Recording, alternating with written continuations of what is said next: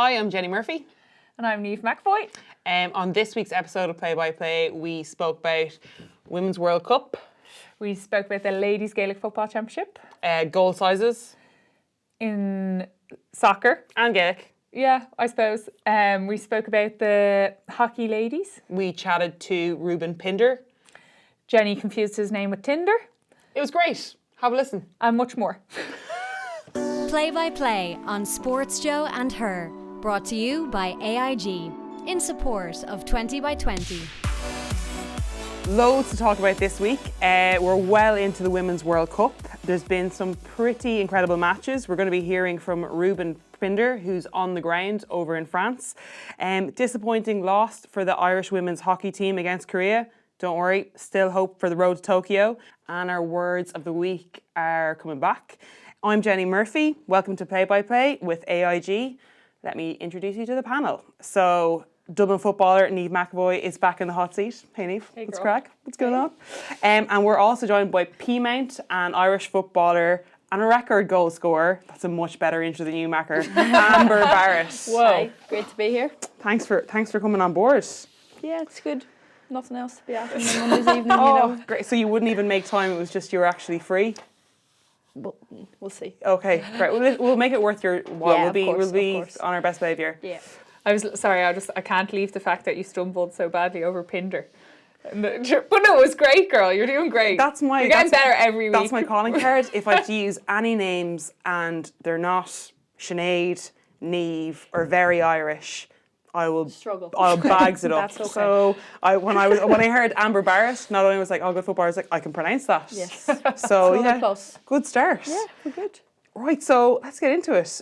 Debut for Ireland, September 2017. Not a bad debut.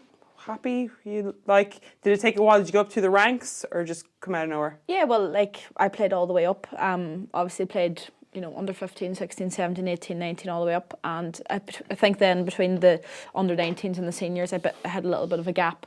I suppose kind of college life took over, going out took over a wee bit as well. And I suppose I was trying to balance Peamount and Donegal, and it was something, wasn't really able to do. And, thankfully then I kind of decided I was going to concentrate on one, just to see how I got on. And, if one didn't work out, I was like, well, people were always telling me, Niamh, you can go back to Donegal whenever. Not necessarily, how I agree how things work, but so settled myself down, got into the World University Games and got in then call up then for the first World Cup qualifier versus Northern Ireland in Northern Ireland, which for me being a Donegal person is obviously a huge game, and I was delighted just even to get a couple of minutes that that night was really, really special. Was it difficult to make that decision between Gaelic football and soccer? Was there like a definitive moment, or did you gradually make that decision? I don't think so. It's nearly like a common knowledge that I met Colin Bell around my exams in May in 2017, early 2017, and he had just taken over as the women's team manager, and we met in City West, just literally a little chat, and he had went to my game versus Kilkenny the previous weekend, and that weekend, I think I scored 4 or 5 in the game, and casual. And I remember he was like, he goes, yes, opposition weren't overly strong, but he said, I thought you took your goals very well. And he said, one of the most difficult things to do in most, Gaelic or soccer is score. It's not saying defenders are easy, but forwards it's a little bit different. It's more clinical kind of, and he said that you just he nearly found something in me straight away that he liked, but he said, you're not there yet, you're not where I want you to be, so I'm going to give you the choice, but for me to have you on board, I need you to be fully 100% behind.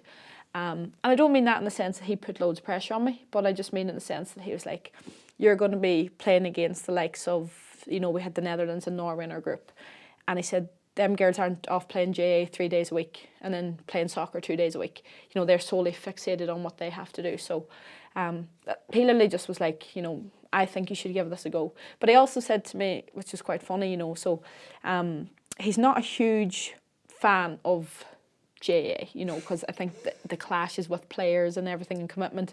But he said, You know, he said, I'm not just saying this for soccer, he said, but for you to be the best Gaelic player, you can't be playing another sport. You need to be solely fixated again on Gaelic. And yeah, it is difficult because it's, you know, like you know yourself, it's not something that, like you've been playing with these girls for a long time, you know, someone you've been playing with since under 16s, minors, all the way through. And again, for me coming in, I was playing with girls who were so well known in Donegal. You know, you like Yvonne McMonigal, Karen Guthrie, Geraldine McLaughlin, all girls who were, you know, really like, you know, wow. And then to be playing with them, it's a huge honour, but it's, I suppose then there comes a time when you have to say, you know, am I going to get the best out of this if I'm doing A, B and C? Because a lot of them weren't doing A, B and C. And one of the girls' dad, David McLaughlin, was actually looking after us for a year, and 2 years, and you know, he said to me as well, he was like, Amber, you do need to make a decision, even about the soccer, he said. Now, again, wasn't saying, you know, I'm telling you what to do, but he was saying you need to, you know, start to specialise. You can focus. you can be a 6 out of 10 Gaelic footballer while being a 6 out of 10 She wasn't a 6 out of 10. No, I mean, like you can't excel. You're gonna have to eventually pick. Like, so one will affect the other.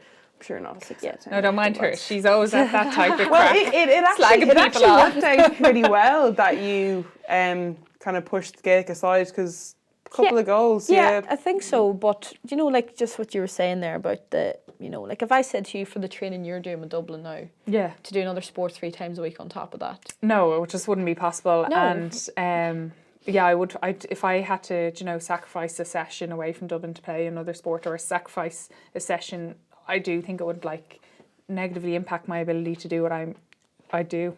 Like I struggled as well when I was playing Gaelic and soccer. Well, I played with Peamount for a while, and that was fine. I was able to manage it because I was like, "There's no way I'm going to be playing on the Ireland soccer team." Like that was not happening. But then when I went over, Get sent off too much. never got a card in soccer. Whatever. I'll have you know for the record. But then when rugby happened, it was fine for a while, and then it was and with rugby it's a little bit different. Sometimes Gaelic training, it negatively impacts your rugby training. It's just so different. It's a different kind of fitness, and maybe you're not running as much, but when you do, it's like high bursts, but you need to be like a little bit bigger as well. So it was.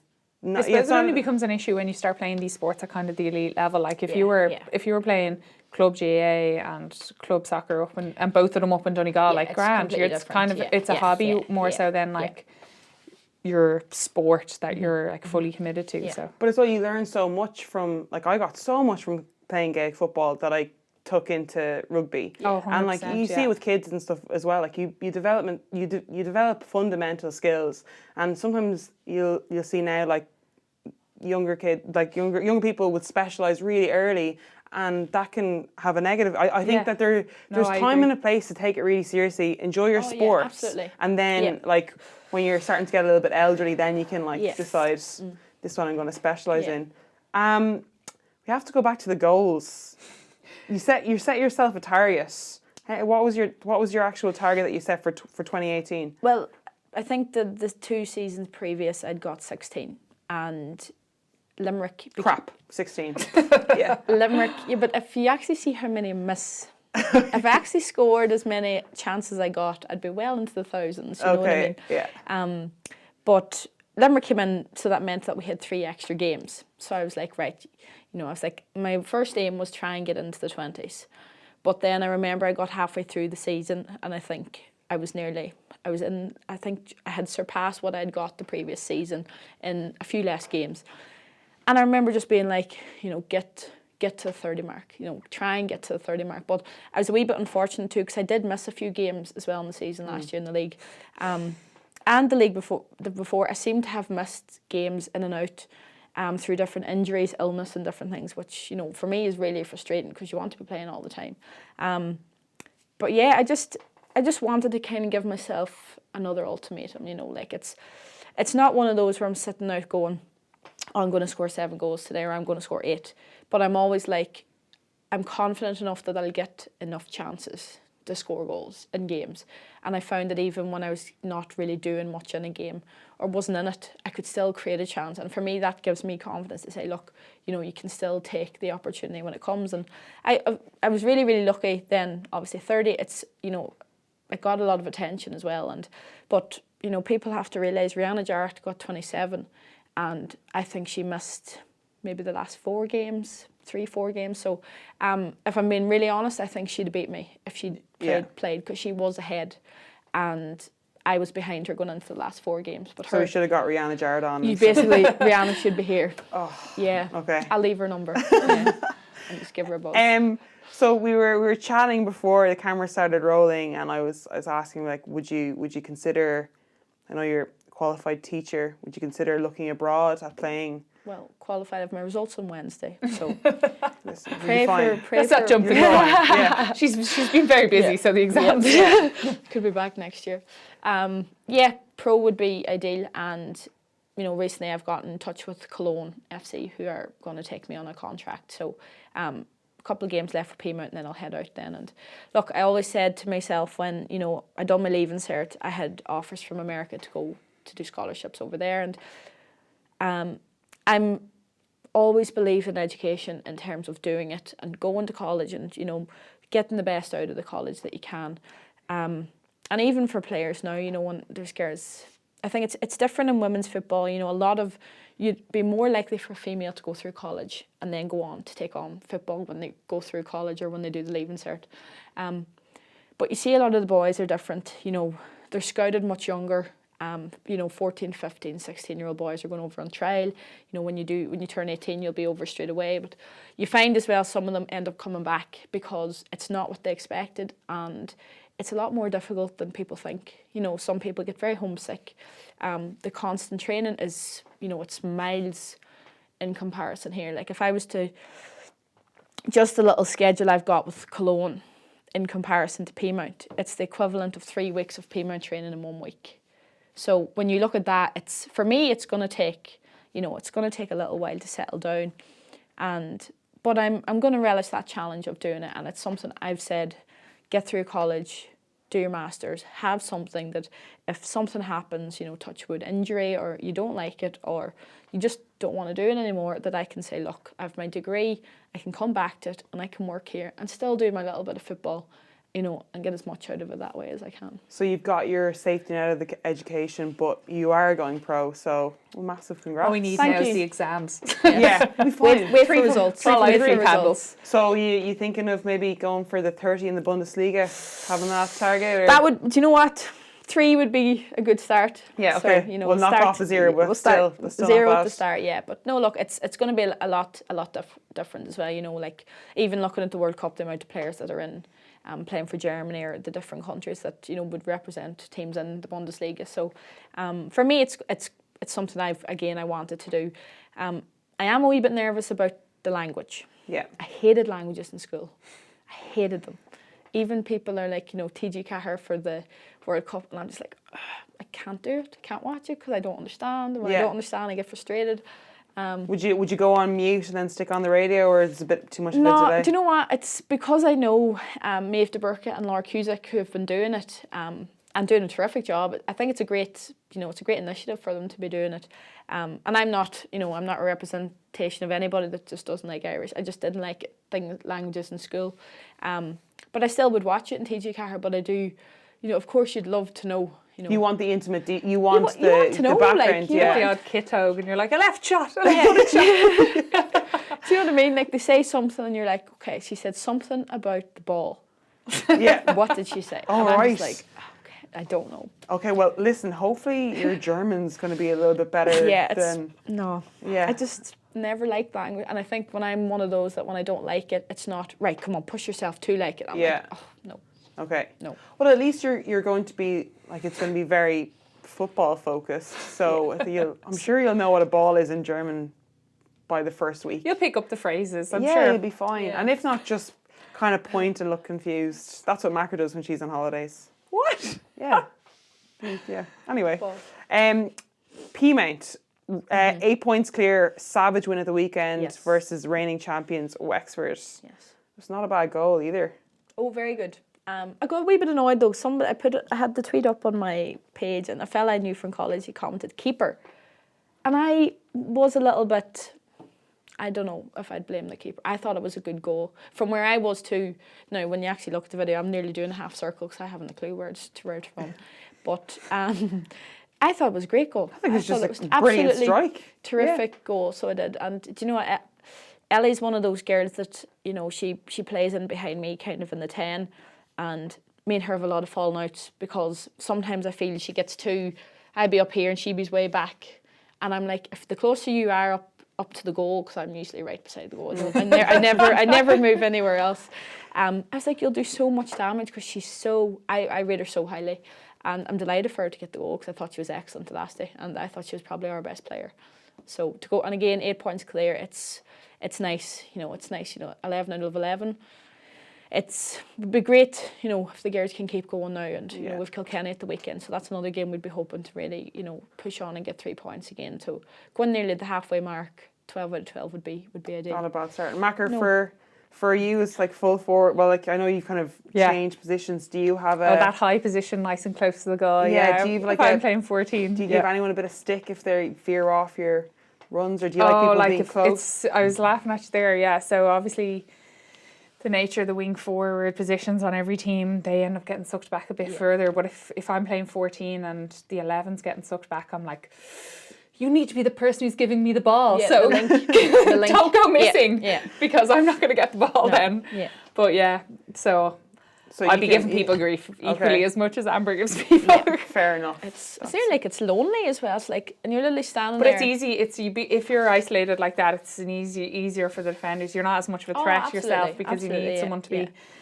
taking a bit of the attention. Yeah, and I always find when you get into that type of position, then James is always like, Amber, stay high, and I'm like, there is nobody else near me. I need somebody to. So I'm like, I'll drop in. So then we've closed the gap. But he's like, no, stay high. It used to be the same in Donegal. It was like, stay up. But I'm like, but there's nobody else. You know what I mean? Like, so it's just the way it is. And do you have any idea how Cologne play? Do they have a certain German type of football? Or you're just going to go there, give it a crack, and see what happens? Literally that. Go and see how I get on. Yeah. You know, I think when I get used to the training. The intensity of the training and the regime of training so frequently, I think then everything, because I do think that I have quite a good football brain. Now I do overthink things, so sometimes people will say something to me and I'm like, right, did she mean that as like that, or is there like a second, third, fourth, fifth, sixth meaning to that statement? And it keeps going on, and then it's going to be in a different language as well. And it's like, oh God, I have no idea. This is the thing. So sometimes, like Colin always says that to me. He says you just overthink it, and I'm like, oh, absolutely. Like it's something you think about it. So if something happens in a game, it's so quick. And I have 18 thoughts in that one moment where everybody else is just like, there's the ball, there's the goal, score. Whereas I'm like, oh, what will I do? Do you know what I mean? So, no, just going in. I'm just literally going in with, you know, no weight on my shoulders. I'm going in to work hard, and I think then if work hard, see how we get on, and that's literally it. And so are you looking at World Cup games, looking at any of the German teams? I know you were catching up on some of the matches over the weekend. Any highlights for you? I watched the Scottish-Japan game. I was like rooting for Scotland. Did you watch it? Did. What about the handball in the box? Like, how did they not go to VAR for that? I don't know. They're going to VAR for everything. No, I know. Yeah. Did you see this? Yeah. Did you see this Japanese handball? Yeah. I could not believe it because I'm not a massive fan of VAR, and I was shouting at the TV, "Go to VAR!" Just, even to rule out. Just go to see if it's not, okay, it's not. Yeah, but because there was a substitution there soon after, and is it a situation where there was a break in play anyway, you know, that kind of way? Yeah, I just felt, I don't know, I'm quite cynical. I'm like, Japan were favourites. Is she just going with that? I don't know. You know, it could be. I find the only one complaint I have with the World Cup is the delay in decision making and everything. Even the offsides. Sometimes the players are gone, and you're like offside. She gets the ball, she turns, she moves again, and then the flag goes up, and you're like, because usually you're not allowed to put up the flag until the person who's offside actually goes in contact with the ball, And sometimes you're just watching, you're like, why is the flag? Like, well, like I would have a problem if, say, the ball was pinged, right, and you're a striker, you're offside, but you were gunning down, the whistle hasn't gone. So as a defender, I would be tearing back to try and get there. Absolutely. I pull a hamstring, then suddenly it's offside, and I made a stupid run that the referee didn't like. Do you think there's any reason why those decisions aren't as prompt? Is it overthinking by the ref? Is it a big game? Is it VAR that's making people aren't happy to make decisions anymore? You don't see it in the Premiership for the men's. You don't see it in the English. Well, I know they don't have VAR in a lot of the women's games over in the UK, but they make the decision now. But yeah, I don't know. It's just decision making. Sometimes it's just slow. And it's one thing that I'm a very big advocate for increasing the amount of females involved. But I do sometimes question some female officials whether they are up to the standard, because I think in games I've been involved in, some of the decisions you're absolutely baffled by what's going on. And I'm not just saying it's just female referees, but sometimes it can be consistent if I've played in different games and things. But it's the only thing that I would pick out from the World Cup that's really bugging me is the delay in decision making. And even they'd go to VAR for something that a handball that is literally, and then something that you're like, just check it out. They're just like, no, we won't. Do you know what I mean? So it's hard to know as well. Well, we didn't speak about VAR. I didn't speak about VAR with Ruben Pinder. He was in France at the moment, so we caught up with him. Well, I caught up with him earlier on, so we'll have a look. I'm joined on the line now by Ruben Pinder. Ruben, thanks a million for coming on the show. You've been reporting on the Women's World Cup in France for JOE.co.uk. How's that going so far? Hi, yeah, it's been great. The city of Nice is obviously a lovely place to work. A lot of fans travelling down from all around the world to watch their teams in action. And we've got to see two matches, England, Scotland, and France, Norway. And the England fans out there were, really passionate, and Scotland had a big following as well. Very different atmosphere to other international matches and tournaments that I've been to. But yeah, it's fantastic, and great to see so many people travelling to support their countries.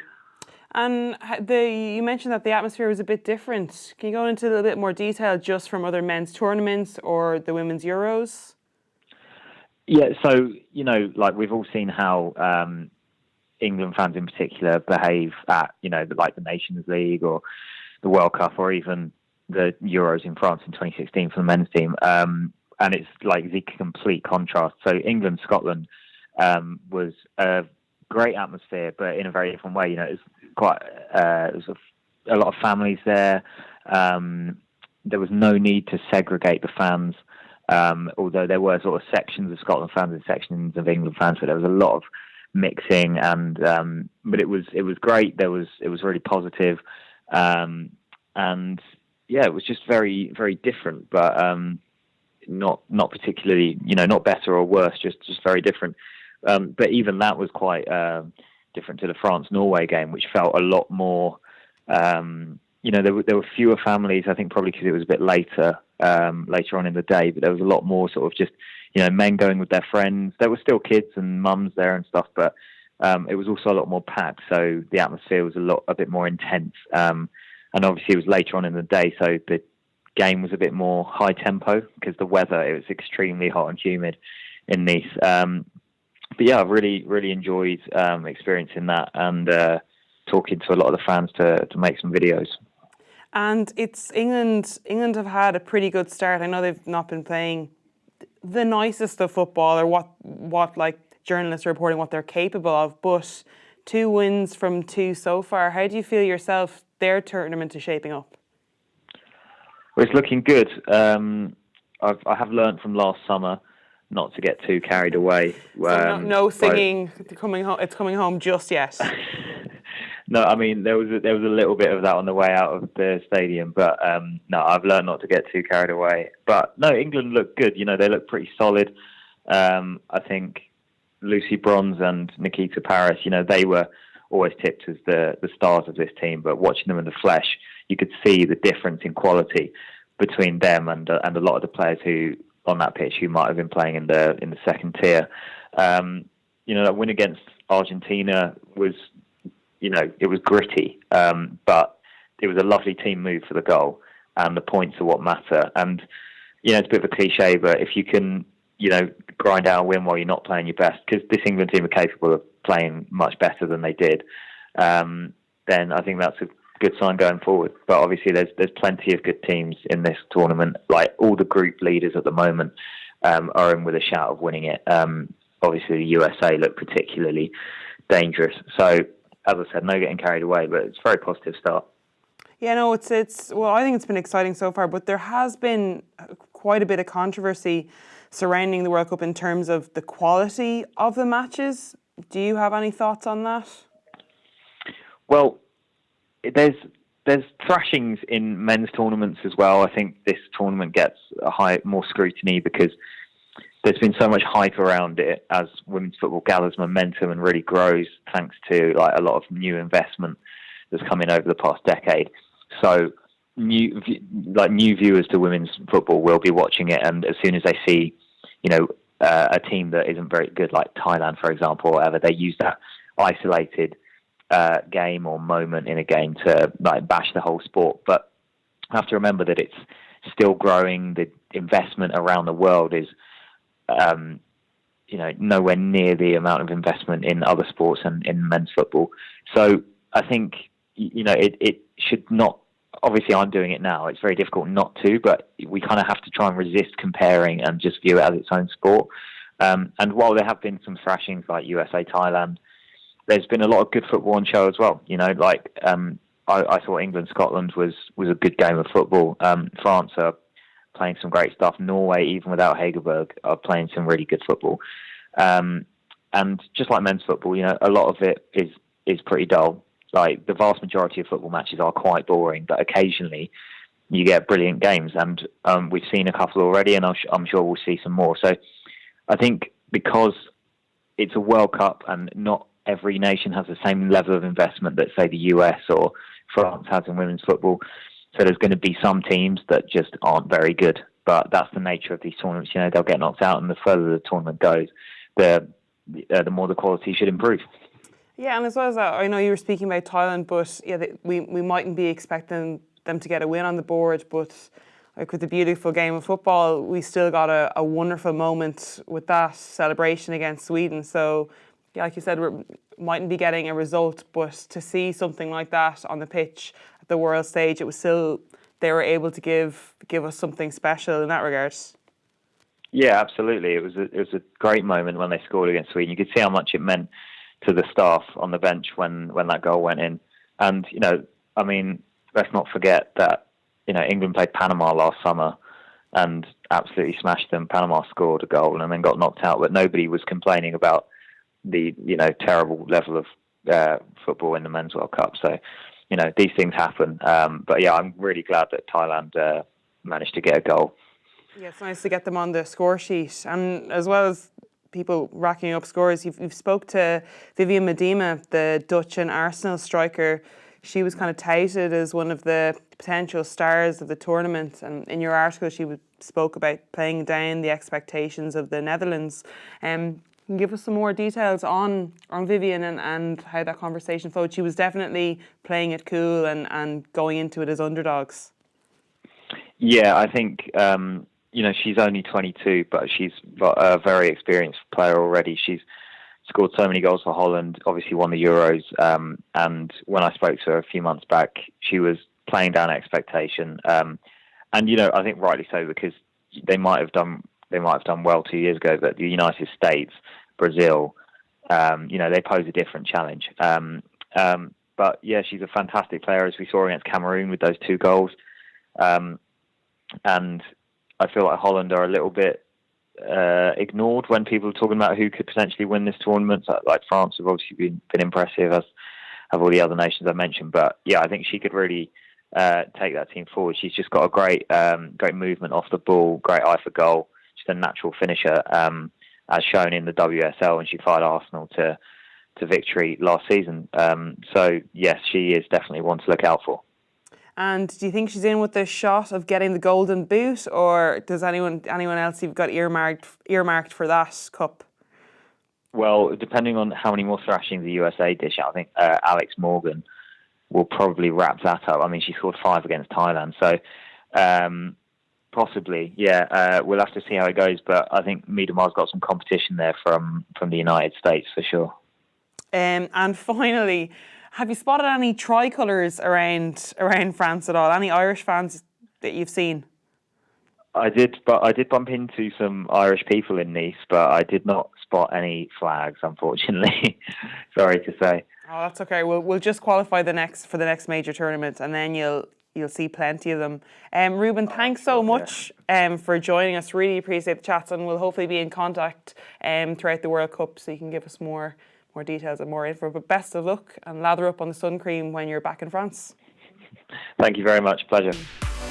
That was Ruben Pinder. You can follow him on Twitter and check out all the latest when he's on the ground in France for the Women's World Cup. Guys, let's go through some of the results over the last week. So Netherlands, Cameroon, not a big surprise. 3-1 winners there for the Dutch. Canada pipped New Zealand 2-0.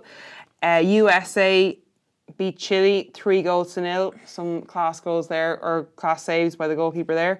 And then Sweden, Thailand 5-1.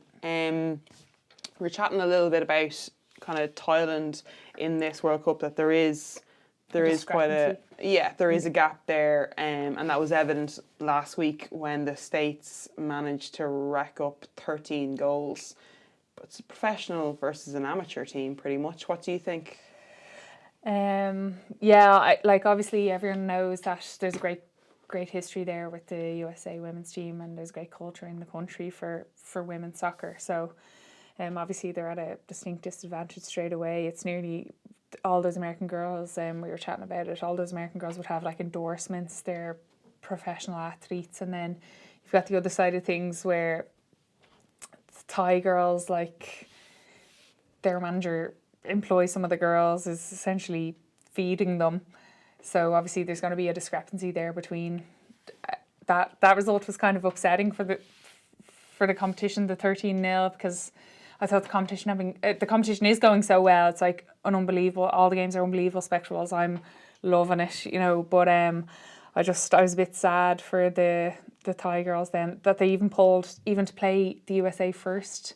You know what I mean? If they had tough start, yeah. Very tough start. If they had got someone else first and maybe got a little bit of momentum and stuff, but they picked themselves up. They would have performed a lot better the next day, but I don't know. What do you make of the United States celebrations after kind of racking up after 9 goals? They were still going hard. Yeah, do you know what? I'm very kind of split on it, because I found out after the game. Initially, I'm like, right, I get, in terms of them scoring, I've absolutely no problem, even if they'd have went on and scored 20. Oh, it's a World Cup. Like, you score when you don't deliberately miss, you don't drop back. But the celebrations were a little bit, I'm like, yes, you're winning and all, but I do think they just need, like, some of the behaviour was nearly like they had just scored a last minute winner. That it was nearly on par with that. And now there's some aspects of it I'm slightly more lenient to. Some of them I found out had only scored their first World Cup goal. That's a huge moment. It's a huge moment for your family. You're really, really proud, and in that moment you cannot control the initial adrenaline rush that you get of scoring a goal for your country. But and then Alex Morgan's slightly different, because she'd scored 5, but then people were arguing after, but she scored a record, and I don't know. Would you see it in a man's game? If Man City did it, they'd be hammered for it. I think they would. I don't think it's a gender thing. Like, I think that's an American thing. I just don't. Amber, you wouldn't do it. No, I don't think so. Exactly. No. So it's not. I don't mean to cut across here. No, not at all. I actually don't feel like that's a gender thing at all. Yeah. I think that's a typical American thing, and I think there's a massive difference between us culturally and them culturally, and that's probably why we're a bit like, oh my god, awkward levels Cringe. through the roof. Cringe. Couldn't watch it. Like, the girls you play football with, they wouldn't have done it. No, so, but I don't mean it in terms of like it's only women that would do it. I mean it in terms of, I think the nearly the abuse kind of they got in the media after, people were very like defensive of it. They were like, oh no, but I'm like, yeah, but if a man's team did it, they would be hammered for it. Like they'd be like that, you know, unprofessional and all that. So I think that what happened after maybe the disappointment that a lot of people expressed about it, I think, you know, is fair really. Yeah, I think it's pretty warranted. Yeah, It was so, a bit bad taste. But like I get it, you're at a World Cup and it's an amazing thing. But I think you know you're gonna win after some 9 of them goals. are so like you do like an L fist pump and like what I mean. Is that your what's your go-to celebration? An L fist pump? Ref, I need a break. Can't breathe. Yeah. Right, so I'm just like, oh my god. The energy from some of them celebrations. No, I don't know. Yeah, I think there's a difference between like it's your first World Cup goal, have like 5-6 seconds, you know, celebrate it, but it was some of it was very elaborate. Like even running to the bench and things. I'm like, no. Yeah, I remember we were playing in I think it was our first time we were playing in Twickenham against England, and Larissa Muldoon scored a try, and I think I was beside her. I was very near Aoife Egan, and it was a hot day, and it was really, really high tempo game. And I think, Aoife was about 5 yards from Larry when she crossed the line. And afterwards she was like, I looked at Larry, and it meant that if I walked over to Larry, then I'd have to walk back, and that's an extra 10 yards. So she just walked back to the halfway line. She was just like, I'm too wrecked, I'm not doing it. We were like, you're just like, I'll be dying. Don't worry, don't. In the GA, like, you can't, because you just have to go out, like, the keeper picked the ball up and kicked the ball out in 2 seconds, whereas when the soccer, you have to go back up to the, like, you know, so there obviously is a bit more scope to celebrate. But then, like, with rugby as well, there's never, like with soccer, a goal can come out of the blue. Like, you can score from outside the box, but with rugby, you kind of see it coming, because you have to physically carry the ball over, so maybe there's... Yeah, but it's funny though as well, because just what you're on about there, but when I scored against Slovakia last year, Karen Duggan ate me after. She was like, you went to the farthest corner in the pitch where I was from, and I had to run all the way down, over to and all the way back up. And she goes, Amber, I was wrecked. So like you never think either. You just you do run off mad. Like, but I think at the end of the day, like, yes, they were winning the game after 4-0, 5-0. So, you know, just can tone it down a little bit. There was also some the Juventus player Aloko. Did you see what she tweeted about during the World Cup as well? A little bit of controversy. She, quote, listen, for anybody talking about the size of the goals for goalkeepers, watch this incredible save from Endler from Chile. Save of the tournament. I just got to see it live. So she was tweeting in response to the Chelsea women's manager, Emma Hayes, who called for the goals in the women's game to be made smaller. Physical differences, she cited that between the men's version. Should women have smaller goals? What do you think? No. No. Straight no? No. Macker? I don't think so, but I don't mean to play devil's advocate here. Like, obviously we are... Do you know, a 6'2" man is easy come by, but a 6'2" woman is rare, you know, the kind of way. So naturally men are bigger. I don't need, like, the pitch doesn't need to be smaller. You can train yourself to get like aerobically fitter and be able to cover all the yards and stuff like that. But you can't just be 6'3", you know what I mean? That's quite rare. So I understand where they're coming from, but then I'm like, if it's men's football and women's football, and they're two different sports. And like, I have seen nothing wrong with what's happening in the World Cup so far. I've seen some absolutely cracking goals. Everybody's talking about the Chilean keeper. I actually missed that myself, but I saw Lee Alexander from Scotland make some incredible goals against Japan, or saves, against Japan. So it's not a situation where keepers are not making saves. Like, they absolutely are making saves. But I can appreciate that. Do you know, it's kind of stating the obvious, like, men are bigger than women, do you know what I mean? But it, like, the sport becomes a completely different sport. I haven't, you know, in my own sport, I would just be so disappointed if the Gaelic football goals were changed. It would just be a totally different sport then. Well, you see, as strikers, as our players as well, you're like, no, keep it big. Like, no, that's not to aim at. Yeah, but that's not even it. Like, I'm thinking of my own keeper, like, that we train against, shoot against all the time. I'd be like, I'd never be scoring any goals against her. You know what I mean? She comes out and she makes herself imposing and she makes herself big. But I do appreciate that sometimes, like, I think it's a situation where sometimes the girls are getting like lobbed in situations where a guy isn't, because he's would, 6. Like the average for a Premiership goalkeeper in England is 6'3". Yeah. So I don't know any 6'3" women. Like I'm sure you do in the rugby, but not a lot. You know? Yeah. And then as well, part of the reason why it's like football and Gaelic are so great, you'll see a pitch in the middle of nowhere and anybody can use it. There's no difference. It's a football pitch. It's not a men's football pitch. It's a football pitch or whatever it may be. But then there is, like you were saying, there is some differences as well. Like you guys use the same size football, but in Gaelic, women's are a size 4. Size 5. We're size 4 and the men are a size 5, but it's totally necessary. Like I wouldn't want my ball. I know the rugby ball's the same, so the football's the same. The Gaelic football couldn't be the same. Like it's too much. The GA ball is so heavy. Like in comparison to a soccer ball, like obviously our range would be 35. Anything pushing past 35 metres is like really the edge of anybody's range. Like even the biggest and best ladies footballers. Whereas you see men kicking points from there with a size 5. If we had to play with a size 5, the range would go way in. So it is necessary for the sport to have a smaller football, just because we are smaller people. But the goals, like certainly at elite level, the keepers are doing great stuff in ladies football. Yeah, but I think I was reading a thing there.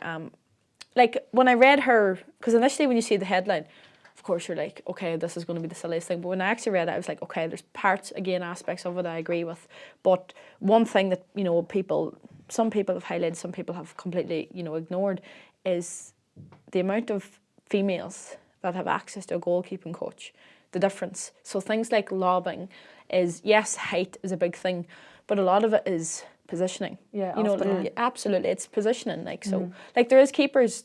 I've lobbed tall keepers and I've lobbed small keepers, and it's not necessarily to do with height.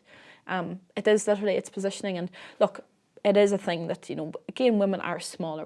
You don't have that many. Yeah, that's we won't debate that. That's the thing. But then when you have the instance where you have, say, a goalkeeper is 6'1". I think Ree Hurhan with the women's seniors, I think she's 6'1" or 6 foot. How low does the goal go for her then? Because there is, I know there is some keepers, yes, are 5'6", 5'7", 5'8", but then for the keepers, the odd keepers that are 6'1", 6'2", what do we do then? How do you make it nearly a level play? It's can of worms, literally. And then I can see pros and cons. There was discussion, and it's still kind of ongoing touch and go about women's rugby. They thinking about bringing in a size 4 ball. Obviously, there's pros and cons to that. Pro will be able to do a lot more. The rugby ball is quite big. We've got smaller hands than guys, so you'll be able to pass it further, and it could increase the speed and tempo of a game. But then in saying that, you look at like the World Cup final, England versus New Zealand, there's nothing wrong with the skills on show there.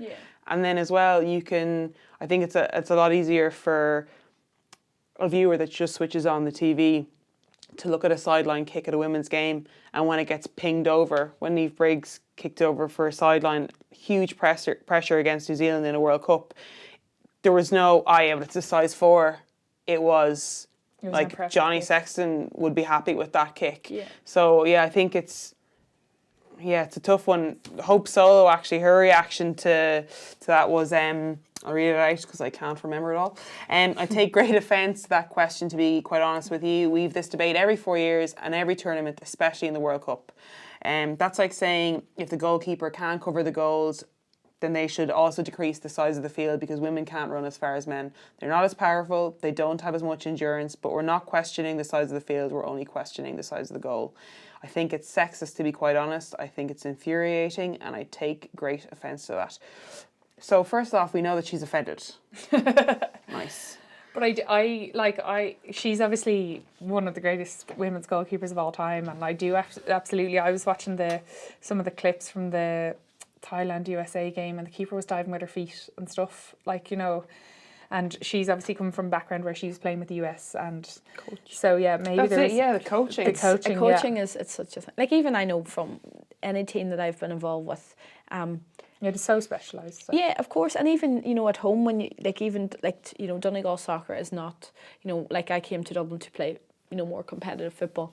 But then when I see teams, I'm going down to the Gaynor Cup and the Kennedy Cup, and there's goalkeeping coaches, warming up their goalkeeper. Whereas when I was doing it, it was like, subs, you go over and you warm up the goalkeeper there. So, like, it gets to that stage when they're 14, 15, 16, 17, they're starting to actually develop a little bit. And that's where a lot of as you said earlier, the fundamentals come in. And if they're missing that, it's very difficult then to try and coach someone to be unbelievable when they're 20, 21, because they've nearly developed. Habits. Literally, that's, what I mean. So, but even the best of keepers who have that coaching, who have had coaching the whole way up, like you still hear the keeper coach like shouting in, you can't dive with your feet there, like, get down with your hands. There's still like elements that you can't get rid of. Like, you just have to keep reminding like that, like it's constant with keepers, like standing at the post. You've never achieved perfection in one area. I'm sure it's the same way as the forward, like turn your chest, like when you're, you've missed on the right, you need to turn your chest more, like it's the same situation. But the Thai keeper, in fairness, she was like diving with her feet and stuff, and I was just like, but that's nothing to do with the goal. Like she would have been doing that in a smaller goal. Everyone still would have been like, all the goals, not cool. Diving through, but. Yeah. No, obviously, like David De Gea, he dives, he saves stuff with his feet all the time. It's unbelievable, but that's obviously something totally different. Size 13. No, that's like it was just very clearly bad coaching, bad habits. Like with the rugby team, I even think we've a kicking coach now, which is crazy. That's just insane. You don't? No. Stop it. Yeah. No, there's no kicking coach for Nora Stapleton. Briggs would have to both very good kick peppers, but they were. Why? I have no idea. It's frustrating, as well. So I think we would have to look for their own outside kind of help, which is frustrating. And poor Nora, anytime there was it was a really windy day, so I'd practice kicking with Nora, so I'd be down the pecking order and taking the kicks, but it would be you played GA. So it was any of the long rangers, thank God there was none, and it was potentially the wind was with me, then maybe I might have been given the nod, but so we used to work, and you have your own, if it's a really windy day, I'd be holding it for Nora, and we figured out in one training session, it was in DCU, it was manky weather, and she was cold, but I was bloody lying on the ground, holding a football, being like, "This is my life." And then I started for myself. And then I started abusing her while she was taking the kicks, just like, "Oh, you're shit. You're definitely going to miss this one, Nora. You're going to miss this one." And every kicker has, because it's so different to Gaelic and soccer, unless it's a free kick, which is unusual, and it's a set piece, but this is a set piece every time we score, so it's much more common and frequent. So that you'd have your own little checklist in your head, and every kicker is slightly different. So mine would be different to Nora's would be different to whoever, and you'd be going over those kicks until they become second nature, and it's not even a list anymore, it's just one kind of solid movement. So you could see Nora doing this, and then me interrupting her, being like, "You're shit, and she has to concentrate so much on me, or ignoring me, that it's just, and she was booting them over. So I was like, "Oh my God, Nora, I think we've hit something really special here." And she was like, "No, we haven't. You're just insulting me and being a dickhead." God, I should be a kicking coach. No, I'm so motivational right now. And then we were in a really important game versus France, and I had to hold the ball, and I was telling her she was shit in a Six Nations game, pinged it over. And we were doing it during the World Cup and stuff as well, when there was, so I was basically insulting my own teammate. Think about it now, it doesn't sound great on reflection. No, it doesn't. But it was working, so yeah. It makes sense. I would expect no less from you. But fine. Well, motivation by me, check. If you ever need anyone to motivate while you're taking free kicks or whatever. Stop saying motivation, it's abuse. Yeah, I would like to take full credit for any of the kicks that Nora scored when I was holding. It was nothing really got to do with her. It was all me. You can write that down. Yeah. Maybe she's listening, but then maybe I might take that back. But if she's not, I will take all the credit.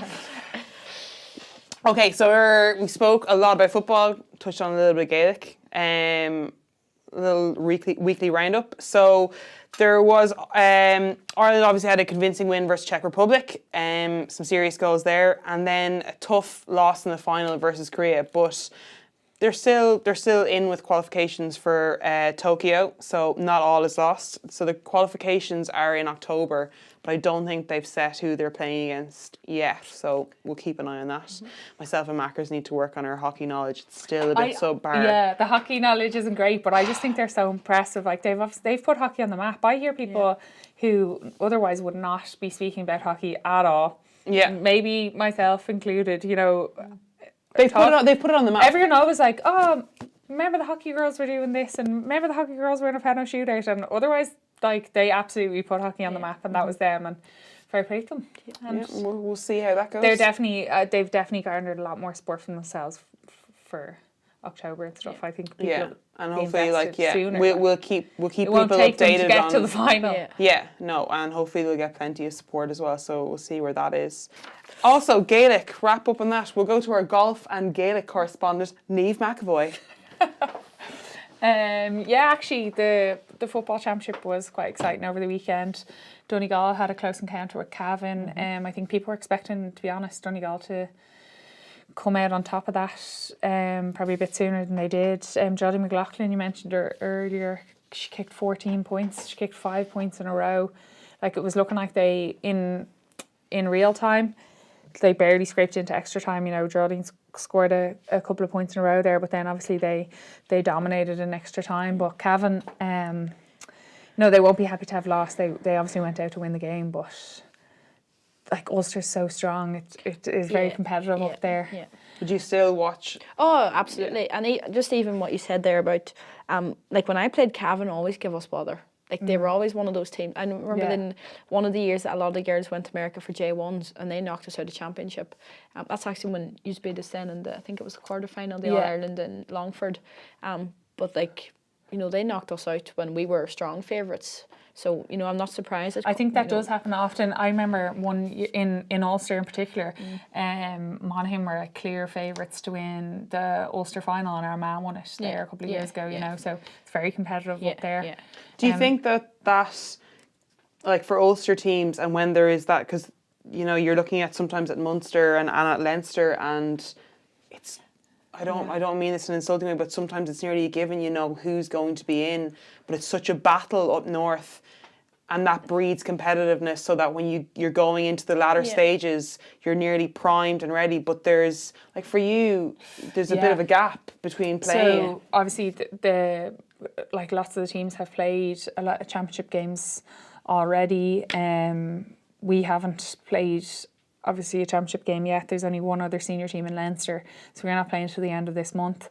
But the Munster final was yesterday. Cork had quite an impressive performance and beat Waterford. Waterford were really good in the first half, but, you know, for them to have already won Munster and us to not even played a game yet is probably a bit of an issue. Yeah. I do really like the structure of the Ladies Championship. I do think that intermediate and junior is necessary, and I think that players go down to teams go down to intermediate and they build from there. Like, there's no point if you're not able for a senior and you're getting, like, slaughtered all the time. Go down, build, get confidence, like, get style of play. You know, come back up, have won something.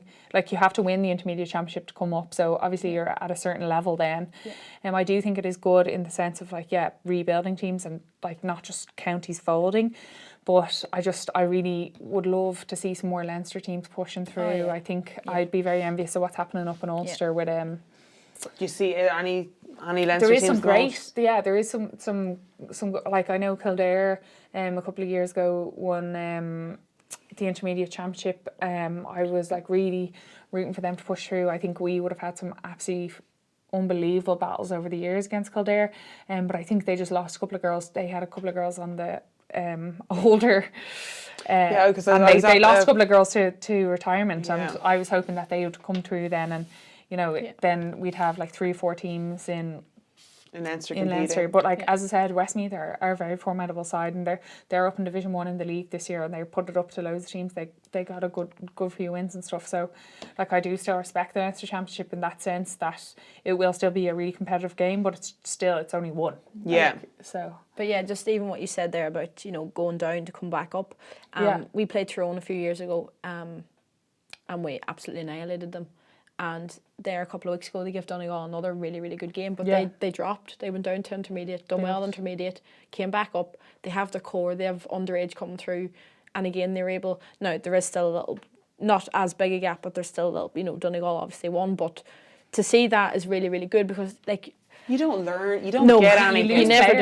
And neither team. If you're the one doing like racking up however many goals, you don't get anything, and then it's crap for the other team as well. Waterford are another example. Like Munster's very competitive, as well. Like obviously Cork are very dominant yesterday and won, but there's like in recent years Kerry have won. You know, the Munster Championship. They still have to like play a couple of games to achieve that or whatever, but Waterford were intermediate a few years ago, and now they are like an extremely. I think what maybe is at a disadvantage to them is they're not Division 1 in the league. So if they're competing really well in Division 1 in the Championship on the back of having a successful intermediate campaign a couple of years ago, but now they just need to get to Division 1 in the league so that they're getting like constant Division 1 games. But I do really like the structure. I just want more Leinster teams to push through. You want to be playing, and like it's when you're in that stage of the season, like it's different. Like you think about when the league finished. Now that's a good 6 weeks, if even probably more. That as soon as the league, you're in the middle of the league, you're in the back of your mind, you're like championship. So when you come in then to the end of the league and you're like, right, 8 weeks to go, it's nearly demotivational for yourself as well. Like you want to be going in and like you think about it, Donegal will have played, their third game will be the Ulster final, and your first game will have been your Leinster final. When you say that, we got released to our clubs, which is obviously lovely. Because there's a lot more club games in Dublin because there's a lot more teams, so we are getting lots of football in the sense that we were back with our clubs and stuff, but just together as a group in terms of getting the ball rolling, like everybody's nice to play. Anticipating your competitive season. kind of games. Speaking of competitive games, because we're going to be pushed for time, sorry to cut that good chat short, but we're going to have to go into our final little competition, Words of the Week. Did you have a glance at that? Did you actually see what was written down? Amber. She's clinical. Little scumbag. Photographic memory and everything. Okay, well, do you know... Scumbag. I'm sorry, Amber. The abuse. We're not taking points anymore. It slipped out. Sorry, I'm very precious about Words of the Week, and when someone was trying to... I apologise for that. I hope you're not sensitive. I know how Nora feels now. Fine. I know how Nora feels. You should feel privileged. Not everyone. Actually, it took nearly an hour for me to start insulting you, so that's pretty good going for me. You've done well. Yeah, thanks. Macker, the minute I saw her face, I was like, oh, whatever. Anyway, guys, up this week, our quote, excuses are like losses, everyone has them except champions. End quote. Wait, sorry, you never explained to me what we're doing. Sorry, I was getting so defensive I never even explained the game. You're supposed to guess the you have to woman guess. who said that. Yeah. Guess or a who man, said it doesn't have to be. Okay. Yeah. Is it a man? Oh, it has to be a woman. It's fine, sorry. Did you just get Niamh in the ear? ear? I just got Niamh being like, it's a woman. Sorry. Yeah, so I'll repeat the quote. Okay. Excuses are like losses, everyone has them except champions. I'd say Jill Ellis. Pardon? Is it Jill Ellis? It is not Jill Ellis. No. Serena Williams. It is not Serena Williams. We spoke a lot about this sport during this episode. It's soccer, soccer. Narrowed it down. Yeah. She's currently a player playing in the World Cup. Marta. No. Alex Morgan. Boom! Alex Morgan. Macker, where are you on the leaderboard it has to be a GAA quote next week. I still wouldn't know it. Names are not my thing. Yeah. Listen, you fought gallantly. I'm sorry I insulted you, but fair play. Great. Here we are. Great spot. Maybe she wouldn't have even noticed she insulted you until I told her to calm down. I'm glad Amber won. She's proper victor. Appreciate that. Amber, thanks a million for joining us on the show. No bother at all. Macker, I guess I'll see you next week. Maybe not. Great. Class. Yep, so that's all we have time for. Before we go, some things to watch in women's sport over the week. So you can check it out on www.20by20.ie. They have an event calendar, so you've got the whole shebang of stuff that you can watch. To everyone watching and listening, thanks.